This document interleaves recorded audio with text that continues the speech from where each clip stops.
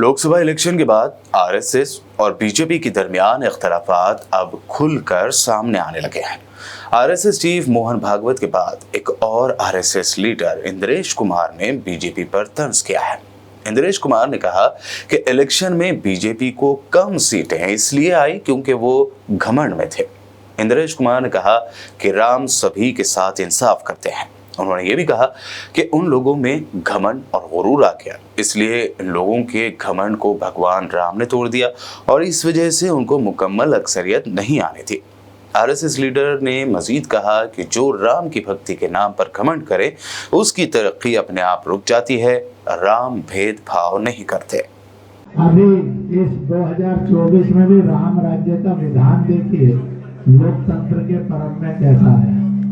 जिन्होंने राम की भक्ति की पर धीरे धीरे अहंकार आ गया, उस पार्टी को सबसे बड़ी पार्टी घोषित कर दिया और उसका और जो पूरा उसको मत मिलना चाहिए, जो शक्ति मिलनी चाहिए, वो भगवान ने अहंकार के कारण बोला। जिन्होंने राम का विरोध किया उनमें से किसी को भी शक्ति नहीं दी, सब मिलकर भी नंबर 1 नहीं बने, नंबर 2 पर खड़े कर दिए। इसलिए प्रभु का न्याय बड़ा विचित्र नहीं है, बड़ा सत्य है, बड़ा आनंददायक है। इसलिए जिस पार्टी ने भक्ति की, अहंकार आया, उसको 241 पर रोक दिया, पर सबसे बड़ी बना दी। जिनके अंदर राम की अनास्था थी, अश्रद्धा थी, और उनको सबको मिलकर 234 पर रोक दिया। कहा तुम्हारी अनास्था का यही दंड तुम्हें है कि तुम सफल नहीं हो सकते। इसलिए जो राम की भक्ति करे तो निरअहंकार करे, और जो राम का विरोध करे उसका अकल्याण अपने आप है, प्रभु ने बिगाड़ दिया। इसलिए लल्लू सिंह उसने जनता के ऊपर जुल्म किए थे। राम जी ने कहा थोड़ी देर 5 साल विश्राम कर ले, अगली बार देख लेंगे तेरा भी क्या करना। इसलिए राम भेदभाव नहीं करते हैं, राम सजा नहीं देते हैं, राम किसी का विलाप नहीं करवाते हैं। राम सबको न्याय देते थे, देते हैं, देते रहेंगे। राम सदा न्याय प्रिय थे, रहेंगे।